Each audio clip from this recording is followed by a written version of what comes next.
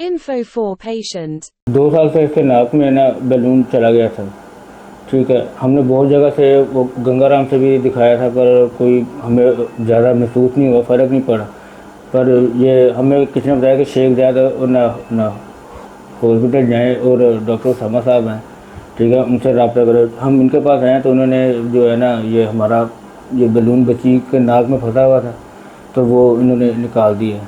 और ये आप कह रहे हैं कि 2 साल से नाक में फंसा 2 हुआ साल से, अब कैसे किया है? 4 साल और ये किस तरह बस जैसे खेलते हुए डाल दिया? खेलते हुए चला गया था। और इतने डॉक्टरों को जो आपने दिखाया किसी ने भी ये नहीं? वो चेक करते थे, वो कुछ भी नहीं हमें नज़र आ रहा, वो कुछ भी नहीं। गंगाराम वाले का बकार थे, अगर कुछ ना हमें मिला तो ऑपरेशन करेंगे इसका। नहीं, ये ऐसी ही है कि ऑपरेशन करना पड़ता है, लेकिन ये अल्लाह की तरफ से स्ट्रेंज बात है कि हमें वैसे ही 2 साल बाद भी हम इसको निकाल सकें और कोई ब्लीडिंग वगैरह भी नहीं हुई नाक से। तो बच्ची को कोई तकलीफ वगैरह तो नहीं हुई? नहीं, बिल्कुल कोई ब्लीडिंग नहीं हुई और अल्लाह का ख़ास करम था कि हम उसको निकाल सकें सिंपल अपने इंस्ट्रूमेंट के साथ, बेहोश किए बगैर। तो 2 साल तक ये लेके इसको बैलून को फिरती रही बच्ची, तो इस दौरान कोई आपको कॉम्प्लिकेशन या कोई इशू तो नहीं हुआ? इशू इसके नाक में से खून बहुत ज़्यादा निकलता था कभी कभी।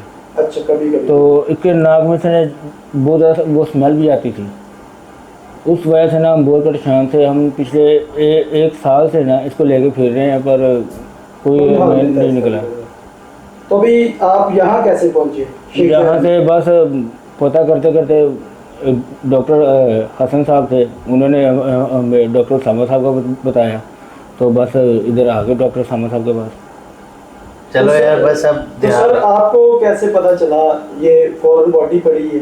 इसकी ना हिस्ट्री ये थी कि इन्होंने बताया था मदर ने कि 2 साल पहले कोई चीज़ गई थी, लेकिन ये है कि जब बहुत अरसे से कोई फॉरेन बॉडी नाक में पड़ी होती है तो उससे ना स्मेल और रेशा आना शुरू हो जाता है।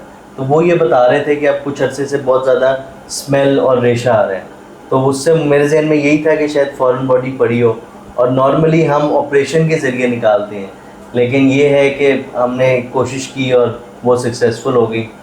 तो ये यूनिक केस था, तो मैंने सर ये भी नोट किया कि बच्ची भी ज़रा नहीं रोई। हाँ। और आपने बड़े अच्छे तरीके से इसको हैंडल किया। बस कोऑपरेटिव थी थोड़ी सी और पेरेंट्स ने भी सपोर्ट किया, तो ऐसे ही हो गया।